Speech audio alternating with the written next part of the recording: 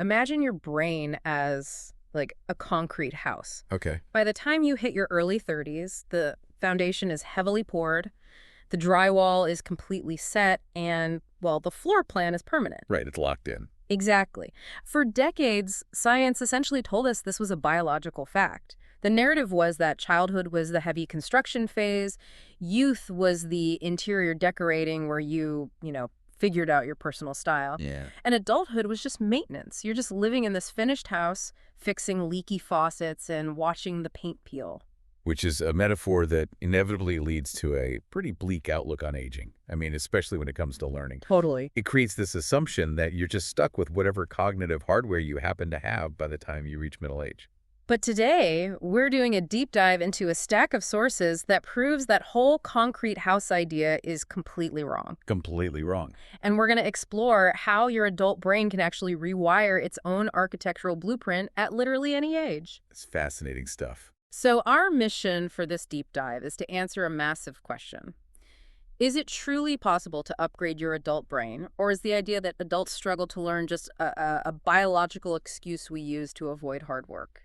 Well, the answer we found completely redefines what it means to acquire a new skill. It really shifts the blame for cognitive stagnation away from simple biological aging and points it at something much more controllable. And to figure this out, we have a phenomenal stack of sources today. We're looking at a translated set of notes from neuroscientists who are exploring the outer edges of neuroplasticity and modern brain design. Yeah, what makes these notes so engaging is that the researchers actually included a folder of AI-generated sci-fi concept art to help visualize the microscopic biology. I loved those. We have these image prompts like holographic neural pathways and bioluminescent language nodes and microscopic synaptic fusion. They're stunning visuals. They really are. They represent the brain not as some gray static organ sitting in a jar, but as this glowing, deeply interconnected cosmos of neon energy. And those images serve a very practical purpose in these notes. They force us to abandon that architectural metaphor. Right. The brain isn't a building. It is a highly responsive, living ecosystem. Okay, let's unpack this. Is the adult brain really capable of these glowing sci-fi level upgrades? Because before we can talk about how to trigger a brain upgrade, we have to dismantle the assumption that our hardware is locked in place. Right, so the term we are dealing with here is neuroplasticity. Okay. Early science believed neuroplasticity, which is simply the brain's ability to change its physical structure and reorganize its connections. They thought it basically ground to a halt after adolescence. Like the concrete drying. Exactly. But modern neurobiology reveals the adult brain is constantly reorganizing itself based entirely on your daily experiences. Wow. It operates on a ruthless principle of efficiency. It strengthens the neural routes you use frequently, and it actively dissolves the ones you don't. But wait, if my brain is this living, adaptable tissue, why does it feel so rigid most days? That's because of the massive energy constraints you're operating under. Your brain is a notorious energy hog. Is it really? Oh yeah. It accounts for a tiny percentage of your body weight, but consumes roughly 20% of your daily calories. 20% just sitting there. Just sitting there. So the brain is constantly looking for ways to cut costs. If every single day is virtually identical to the last, you wake up at the same time, commute the same route, run through the same routines at work, eat similar meals. Yeah, the daily grind. Right. If you do that, your brain doesn't need to build new neural pathways. It simply automates those familiar processes and goes into a deep energy-saving mode. Oh, I see. It puts the entire system on autopilot so it doesn't burn through my calorie reserves. Precisely. Coasting is basically a biological survival strategy. That makes a lot of sense. The brain isn't going to expend the massive amount of energy required to build new infrastructure if you only ever drive on the exact same highway. So you have to shake things up. You do. To force an actual structural upgrade, you have to shock the system. You have to hit it with a massive, novel cognitive load that autopilot simply cannot handle. And according to the neuroscientists in our sources, the ultimate task to trigger this, the heaviest cognitive dumbbell you can lift, isn't a crossword puzzle. No, it's not. It isn't a brain training app on your phone. It's learning a new language. Yeah. The sources compare the intensity of language learning to learning to play a complex musical instrument, like the violin or the piano, but even more demanding. Really? More demanding than a violin. Yeah, because it forces the brain to synthesize multiple complex systems simultaneously. It's funny, I always just assumed learning a language was essentially a massive memorization task. A lot of people do. You know, you take an English dictionary, you swap the words for Spanish words, and you're done. If only were that easy. Right. But the sources highlight how it taxes everything at once. You're straining your working memory to hold a new vocabulary. You're retraining your hearing to catch unfamiliar acoustic frequencies. Yep. You're forcing your articulation muscles to make new shapes, and your attention span is absolutely maxed out. Think about the mechanics of learning just a single new word. You aren't just storing a piece of text in a mental filing cabinet. This is where that AI concept art really brings the science to life. Oh, definitely. There's this one image prompt from the researchers folder, bioluminescent language I nodes. love that one. It visualizes a dark, shadowy brain, and suddenly these distinct microscopic nodes light up in bright neon colors, vibrant blues, purples, oranges, and they start firing signals across the darkness to each other. Because when you learn a word, you're lighting up all those diverse nodes at the same time. You have to connect the auditory sound of the word, the visual memory of the object, the grammatical rules of the sentence, and the emotional resonance attached to it. The emotion. Absolutely. The emotional and contextual connection is a massive part of the cognitive load. Different languages organize reality in entirely different ways. That's wild to think about. They categorize the world using different cultural lenses. Take a simple everyday concept. Think about the English words house and home. Sure. A house is a physical structure, real estate. A home is a feeling of belonging. Right. Now take that underlying emotional architecture and try to map it onto a new language. You learn casa in Spanish or house in German. Okay. You aren't just learning a new phonetic label to slap onto your existing English concept of a building. You're adopting the specific cultural and emotional weight that a different society assigns to those spaces. I never thought about it like that. In some languages, the word for a living space might be purely functional, while in another, the primary word carries a deep nuance of family lineage that doesn't even have a direct translation in English. So you are literally learning a new way to order the universe. You're building a completely new lens to view reality through. What's fascinating here is the invisible biological struggle happening behind the scenes of those glowing nodes. Struggle. Yeah. Once you start building this alternative reality, your brain has to figure out how to manage it alongside your native reality. The new hardware doesn't replace the old hardware. They have to run simultaneously. Okay, wait. If lighting up all these nodes creates a new worldview, what happens when my old English worldview and my new Spanish worldview try to operate at the same time? That's the million-dollar question. Does the system crash? Because we know language lights up the brain, but the sources dive into why it feels so physically exhausting to actually speak a new language, especially in the first few years. Right. And that exhaustion stems from a phenomenon called the polyglots conflict. The polyglots conflict. Yeah. Multiple languages do not live in separate, isolated compartments in your head. It isn't like you have an English hard drive and a French hard drive, and you can just power one down while you boot up the other. The sources use a fantastic analogy for this. They do. So it's like being in a room where several people are talking at once, and my brain doesn't just have to find the right voice, it has to actively mute all the others. That is exactly it.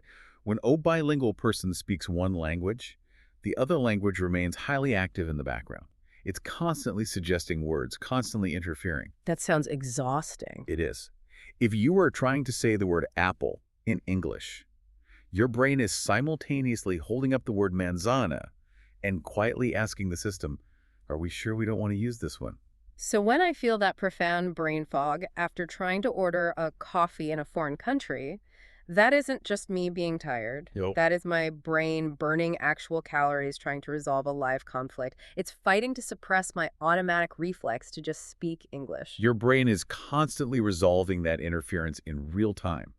And managing that internal chaos requires a tremendous amount of what neuroscientists call executive control. Let's define that, because it comes up a lot in the sources. Executive control isn't just a buzzword. It sounds like the brain's internal traffic cop. That's a great way to look at it. Think of executive control as the management system of your brain. Okay. It's the network responsible for directing your attention, seamlessly switching between different tasks, and, most importantly here, suppressing irrelevant distractions. So it's the part doing the muting. Exactly. Every single time you formulate a sentence in a second language, you're doing heavy resistance training with your brain's executive control center. So the exhaustion is literal muscle fatigue, biologically speaking. Pretty much. Now, the sources are careful to clarify that this heavy lifting doesn't automatically make you a genius. Speaking two languages doesn't magically double your IQ. Right. Intelligence quotient and cognitive flexibility are two different metrics. The upgrade here is profound cognitive flexibility. Cognitive flexibility. By constantly suppressing the wrong language, you are highly training the specific cognitive systems related to ignoring useless information and focusing entirely on the task at hand. If the brain is constantly fighting this internal conflict and lifting these heavy cognitive weights, what does that actually look like when we zoom in on the physical biology? It's pretty traumatic, actually. Because we established the brain is living tissue. How does this mental workout change the physical structure of the gray and white matter? And actually, before we get into the specific regions, remind me, what is the practical difference between gray and white matter in this context? Okay, so a good way to visualize it is to think of a computer network. Okay, I'm with you. Gray matter consists mostly of neuronal cell bodies. These are the actual processors, the computers themselves, where the computation and decision-making happen. The processors, got it. White matter is made up of the myelinated axons. These are the massive bundles of fiber optic cables that connect all those different computers together so they can communicate. So processors and cables. Exactly. And the sources point to observable physical increases in density in both the processors and the cables when you learn a language. The notes mention one specific processor hub that gets a massive upgrade. The left inferior parietal region.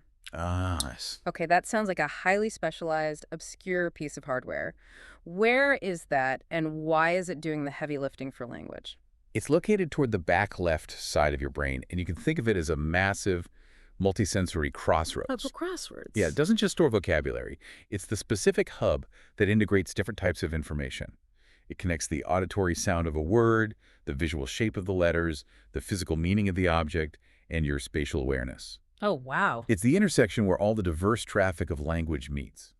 When you force your brain to handle the complex traffic of a second language, this specific intersection physically thickens to handle the load.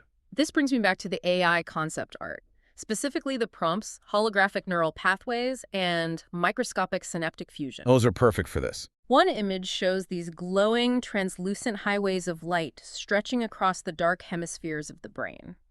Another zooms way in on two nerve endings fusing together in a burst of sparks. Yeah.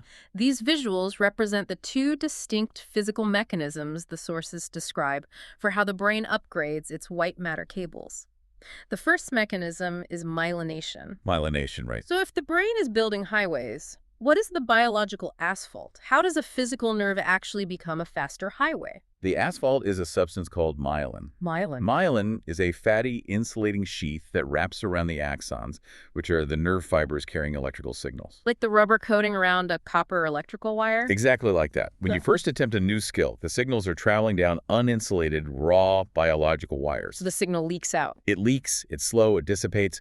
But as you repeat the action, as you practice conjugating those verbs, the brain actively builds thicker and thicker layers of myelin insulation around that specific pathway. So the thicker the insulation, the faster the signal. The glowing holographic highways in the art represent heavily myelinated pathways. The brain is upgrading its internal infrastructure from a muddy dirt road to a high-speed fiber optic cable. The electrical impulses can travel exponentially faster and with much greater precision. Incredible. But the second mechanism is just as crucial, and it sounds completely counterintuitive when we're talking about upgrading the brain. Counterintuitive how? It's called synaptic pruning. Synaptic pruning, removing the noise. Yes. The sources use an incredibly vivid analogy for this. They ask you to imagine a beginner's brain as a thick, overgrown, chaotic forest with no clear path anywhere. Right. So the first time you try to speak this new language, you are blindly bushwhacking through that dense forest. Right. Branches are hitting you in the face. You're stumbling over hidden roots. You're getting lost. Every single step forward requires an immense amount of conscious effort. The bushwhacking, getting hit in the face with branches, that's the physical sensation of cognitive overload we were talking about earlier. That is my executive control, trying to chop down the brush in real time, sweating through a basic interaction, just trying to ask where the bathroom is. We've all been there. But as you force yourself to walk that exact same route through the forest again and again, A primitive dirt road begins to form. Okay. The myelination we just discussed reinforces that road, laying down the asphalt. The pruning, however, is what happens to the rest of the forest. What happens to it? The brain evaluates the network and realizes we don't need all these extra confusing little side trails and overgrown bushes, so it actively trims them away. It physically eliminates the unused, inefficient neural connections surrounding the path. Wow. This completely changed how I view learning. How so? Well, development isn't just about aggressively adding new things to the brain. Sometimes the ultimate upgrade is about eliminating the unnecessary brush, so your processing can be laser-focused and precise. Exactly. To achieve that high-level efficiency, the brain has to let go of the old automatic routes that are causing interference. It destroys the useless paths, so the primary path becomes the only logical route for the signal to take. But wait, this brings up a massive contradiction. What's that? If the physical mechanism is just about walking a path until it clears, if learning is just biology, just myelination and synaptic pruning, why do adults find it nearly impossible to learn a language compared to a 5-year-old? The age question. Because kids just seem to absorb it out of thin air. An adult brain can myelinate and prune just like a child's brain, right? We have the biological hardware to do it. We absolutely do have the biological hardware, Okay. which leads to the greatest twist in the research. Okay, I'm ready. The primary hurdle preventing adults from upgrading their brains is not a biological limitation of aging. Here's where it gets really interesting. If it isn't biological degradation, what is stopping us? The biggest hurdle is the adult ego. The ego. We get in our own way. We totally do. Consider the vulnerability required to learn. A child operates with zero ego regarding language acquisition. That's true. They make mistakes constantly. They mispronounce words. They use the wrong tense. Everyone around them laughs, and the child simply keeps talking. They have no preconceived status to protect. But as an adult, my entire identity is built around my competence. Exactly. You've spent decades curating a persona of a highly capable, articulate human being. You're used to having professional status, sounding educated, being able to explain complex nuances of your field, and articulating your internal emotional state perfectly. And learning a new language strips all of that armor away in an instant. It really does. It reduces you to a state of primitive vulnerability. Imagine a highly successful adult, maybe a senior executive who manages a huge team, suddenly standing in a bakery in a foreign country. Oh boy. They're pointing frantically at a pastry, sweating, and speaking the equivalent of, I want water, I go store, give bread. You sound incredibly foolish. You sound slow, you sound uneducated, you sound like a toddler. And it is a devastating hit to an adult's self-esteem. The biological reality is that your brain can easily build the new neural pathways. The psychological reality is that you emotionally cannot tolerate the embarrassment of being back in the overgrown forest. It's just too painful. The feeling of bushwhacking is so profoundly uncomfortable to your ego that you simply turn around, walk out of the forest, and go back to your comfortable, highly myelinated native language highway where you sound smart. Which means learning a language as an adult isn't really a linguistics exercise at all. Not entirely, no. It's intense personality training. It's an exercise in radical humility. The science is essentially confronting you with a choice. Are you willing to look foolish and imperfect long enough to actually force the biological growth? Right. Are you willing to check your ego at the door to get the structural upgrade? And those who are willing to push through that psychological discomfort reap biological rewards that extend far beyond simply being able to order a pastry on vacation. If we connect this to the bigger picture, what does this constant myelination and pruning actually mean for the listener 10, 20, or 30 years down the line? Does this translate into tangible health benefits as we age? If we connect this to the bigger picture, we arrive at a critical concept in neuroscience called cognitive reserve. Cognitive reserve. Now, the researchers and the sources are very careful to maintain scientific integrity here. Learning a language is not a magic force field against neurodegenerative diseases. You cannot simply memorize French conjugations and guarantee you will never experience cognitive decline. So we aren't promising miracles or a cure for aging. Far from it. But the extensive research suggests that this constant mental workout, this aggressive building of complex, myelinated, highly pruned networks across diverse regions of the brain, it builds an incredibly resilient infrastructure. It creates a massive biological reserve. Let's tie that back to the highway analogy. If the brain does experience age-related damage, the cognitive reserve acts as a system of backup routes. Imagine a city with only one major highway. If a bridge collapses on that highway, the entire city's traffic gridlocks. Right, there's nowhere else to go. That is a brain with low cognitive reserve. Oh. But a bilingual brain has built an incredibly complex grid of interconnected fiber optic cables and alternative routes. Because they spent all that time in the forest. Exactly. If one pathway begins to degrade due to aging or disease, a brain with a high cognitive reserve can seamlessly reroute the signal around the damage using all those alternative flexible pathways it built during the struggle of learning. That is It's the amazing. exact same principle as physical exercise. Lifting heavy weights does not make your body immortal, but it builds a robust physical system that can absorb the shocks of the aging process far better than a sedentary body.